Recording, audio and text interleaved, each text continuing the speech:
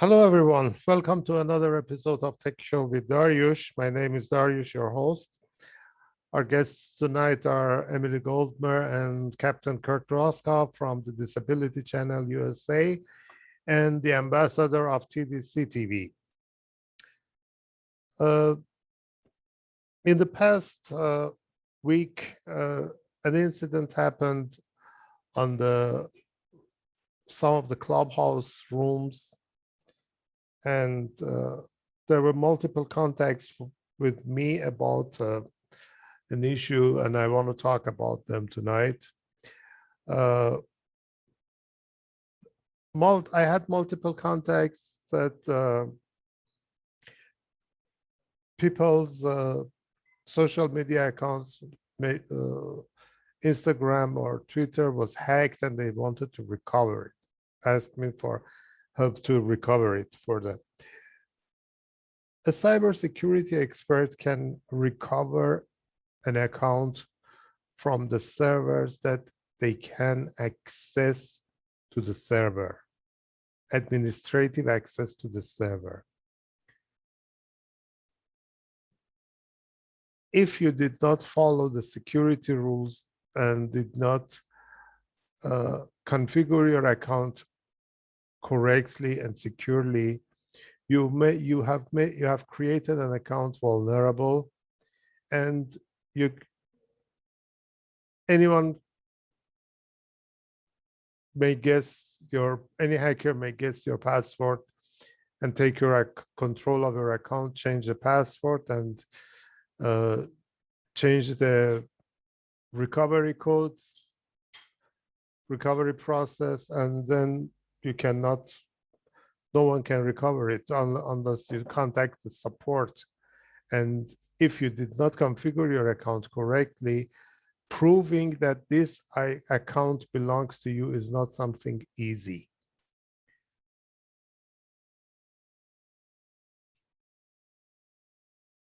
Recovering an account takes a series of process.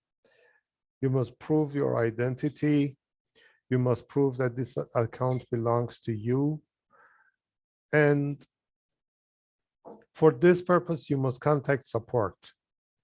You must provide maybe a couple of old passwords, your previous email addresses, phone numbers, or different things. But if you follow the security rules and set up correctly the security section of your account, hacking your account is very difficult, and hackers cannot easily take control of your account. Unfortunately, most of the people say at the beginning, I don't have anything important. Why should I care about these things? But gradually, they have important things, but they have forgotten to set up their account, continue that way. And when they lose everything, they come after people. And okay, you say you are a security expert, recover it. Oh, you can't recover it, so you are lying. No.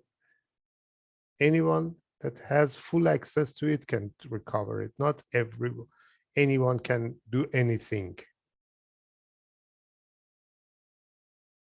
What a security expert we do legally. When we do a data recovery, hack recovery, you must subscribe to a service. You must hire someone, me or anyone else, if needed, a contract. Then we can do this. If anyone wants to do the same thing that the hackers do to hack your account and get your account back to you, what that person has done is a hacking, and that is illegal. And security people do not do that. Why should we do something illegal for the account of someone that was careless about keeping it safe?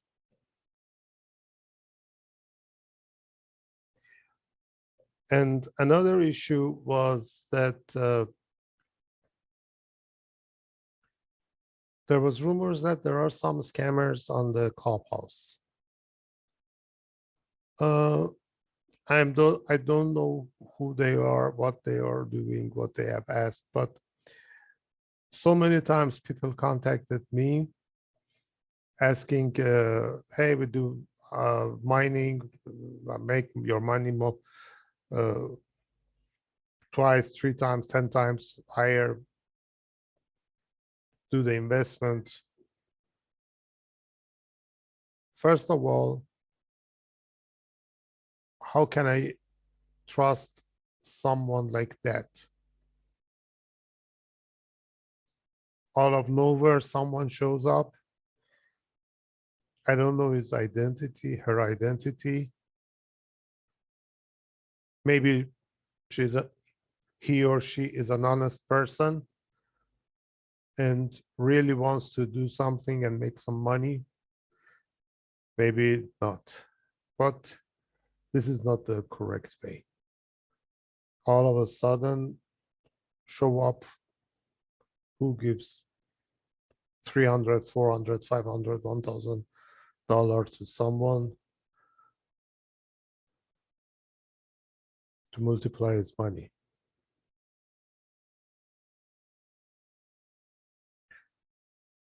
Someone comes, shows, asks, contacts members of a group, asks for money, gives a story. Maybe he's right, maybe he's lying, and he's going to take your money and go away. Maybe that's a scam, anything. So many things can be possible. There are different ways to try to figure it out that this person is a scammer or not. First of all, arrange a meeting with that person on a Zoom, a video call on Zoom or Skype or another program. See his face. Take a photo of screenshot from his face. Search about that person. Does this person exist? Does this name belong to that face or not? Does he have a social account? LinkedIn, Facebook, where is he? How long is that account? When did he open that account? 2 weeks ago or 12 years ago? How many contacts he has? Is there any reference about this person? Is the story that he's talking about true about his business, his work, his in the past? And he offers something or a service or something. I personally, if someone refers me to a WordPress website, do not trust, do not pay any money. If someone wants to, or says he's from a company, claiming his company, blah, blah, blah, and send me a payment link by PayPal, I do not do anything. If he wants a donation, that's a different story. But companies get an account usually from the payment gateway companies. There is a difference between a payment gateway company and the PayPal account company that when you see the link, you cannot identify this is a verified business or not. Anyone can open a payment, a PayPal account, ask for $200, $300. On the PayPal, you must up to $500 transaction does not require verification. More than that, yes, it requires. But these people ask for small amounts of money. The difference is that even if you want to pay $1 to a company through a payment gateway account, the payment gateway company does not care that you are charging your client $1 or $100 or $1,000 or $10,000 because they verify your business, the business of that company. Is this a registered company or not? Who is the bank? What is the banking info details? A card number. And they did not pay the money that you pay to them immediately.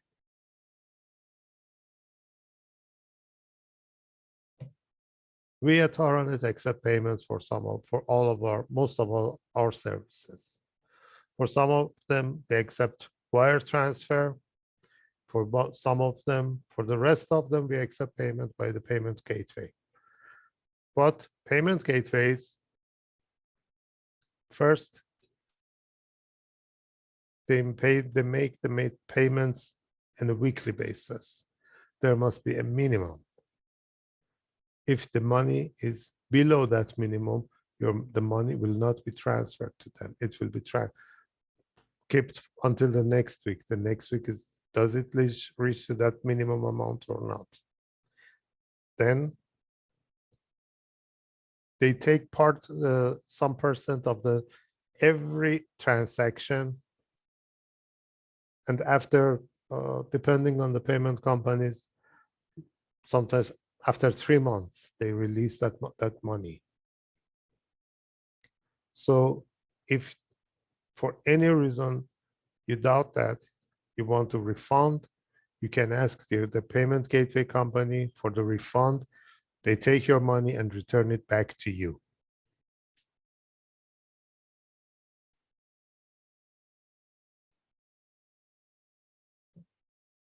If there is a company, you can go to the Better Business Bureau website and search about that company. Go to the LinkedIn and search about that company. Go to the Yahoo, Bing, Google search engine, search about that company. Check the website. Is it a legal website, correct website, or not? When you have these, when you try to collect as much information as possible, if you don't know, consult an expert.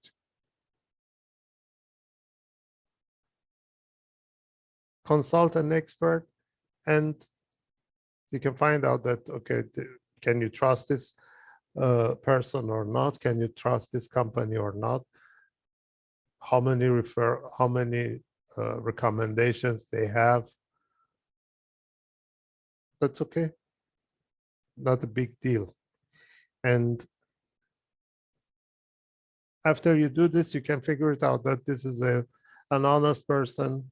These days, there are so many people having financial problems and try to ask for money from whoever they can. Maybe he's an honest person and is in dire need, is desperate. Maybe he's a scammer. You can search about it and try to figure it out what is wrong and can you trust this person or not.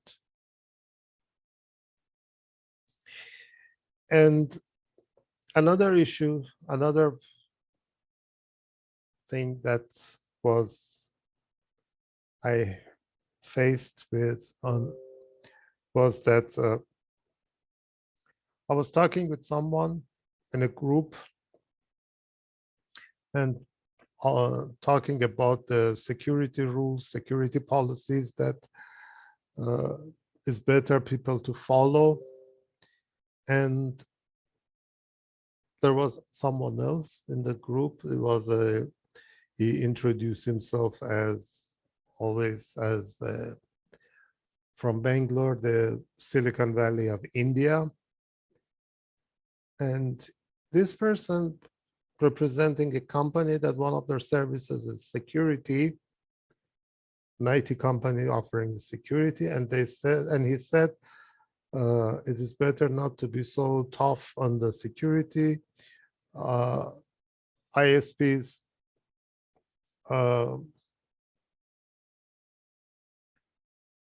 ISP companies have so many security rules, security policies. It is better to trust them and we focus on our work. I was surprised with this. I want to do a comparison. We live in the cities, in the buildings, apartments, homes, villas.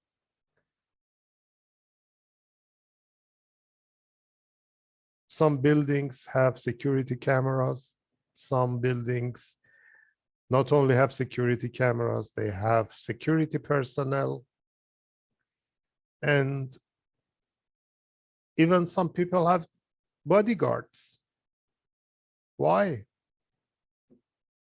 Isn't there any police department in our city? Why do we have door at our building, at our home? Why do we close the doors? Why do we lock the doors? There are polices.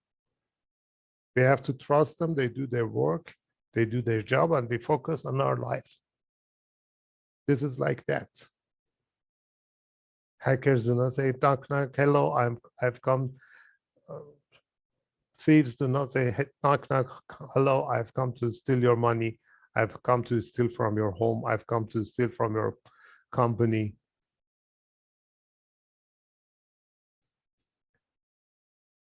Hackers act like that. The same way that we protect our home, our office, our assets, our properties, we have to protect our assets on the cyber world.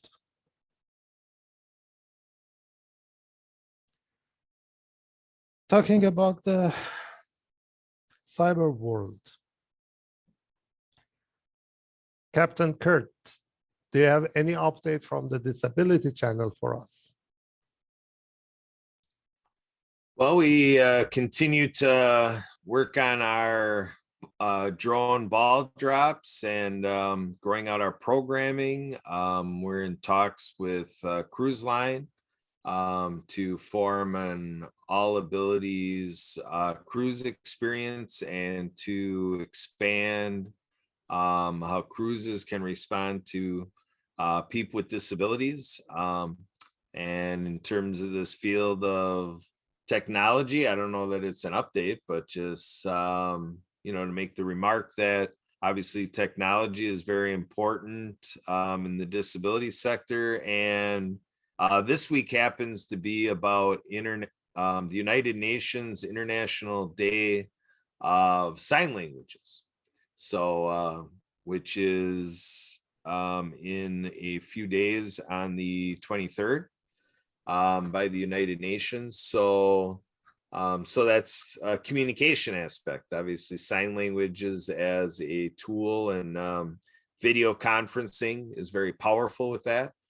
So when we talk about accessibility to, kind of look at it through that lens this week and for all year. I mean, this is the specific week of intense advocacy, but look at how do your operations and websites and so forth instrument sign language, because for many people in the world that is a preferred mode of communication. So we can ask ourselves, how are we doing to contribute to more availability of sign language for our deaf and hard of hearing community? Okay, thank you. You're welcome.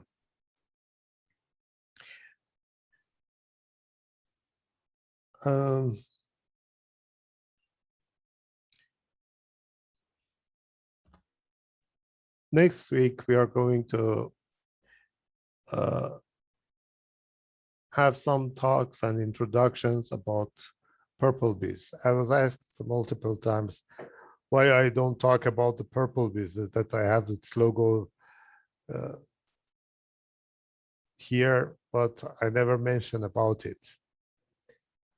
There had been specific reasons about that, and from next week I will start talking about the purple bees, what it is, and how it works, and how it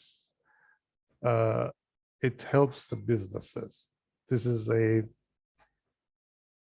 part of our talks for the next week. And for this week, we continue about the websites. Unfortunately, these ready CMSs and the fact that it is very, very easy to use and install them, and anyone can go and learn it, had caused so many problems.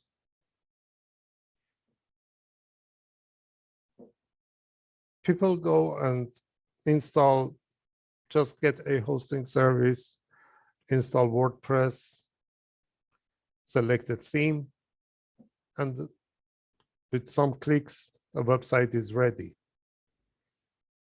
But the reality is that is not like this. Based on the information that if you provide just information, you do not get any information from your clients, from your visitors, it's okay. But when you want to offer a product, no matter it is a digital product or a physical product, you want to offer a subscription service, subscribing to a newsletter or whatever, and you are going to take information from your clients, from the visitors, from the people. Based on those informations, there's a high chance that your website must be HIPAA compliant. But unfortunately, those who create these websites are not aware of the laws. They do not know these things. All they know is just click, click, click, website is ready, charge the people. You may have seen or not, but I have seen people charging their client more than $1,000 for installing 2 plugins. I have seen that.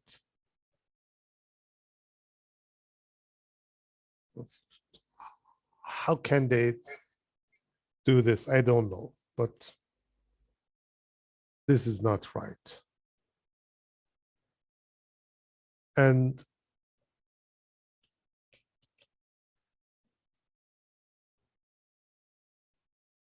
not following these rules, not only you cause problems for yourself, but also you cause problems for your visitors, for your clients. Part of this law of the HIPAA is that information must be stored encrypted.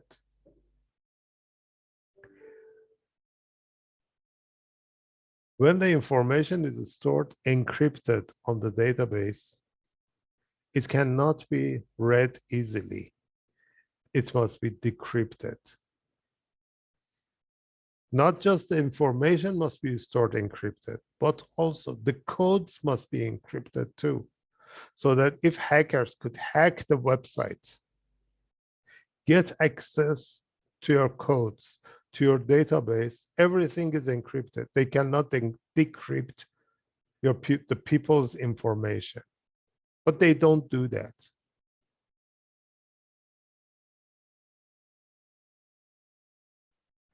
Please consult an expert, a real expert.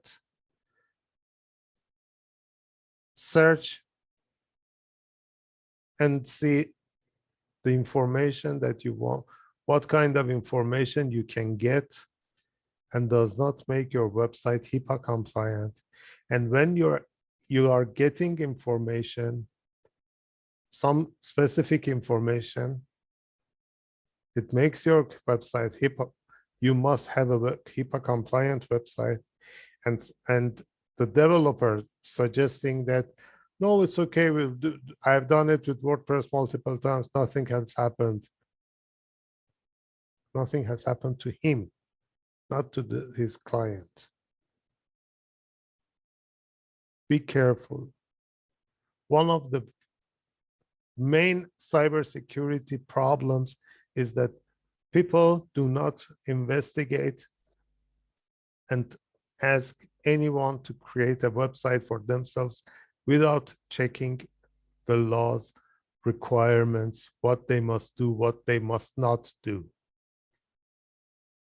HIPAA compliance is not something that with one plugin you can do that. Plugins do not encrypt WordPress codes. And if they do, it is encrypted. It is an open source system. Legally, they cannot encrypt it.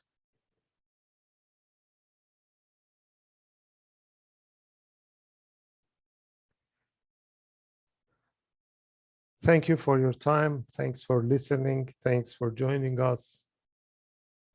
If you have any questions, feel free to contact us and ask us your questions.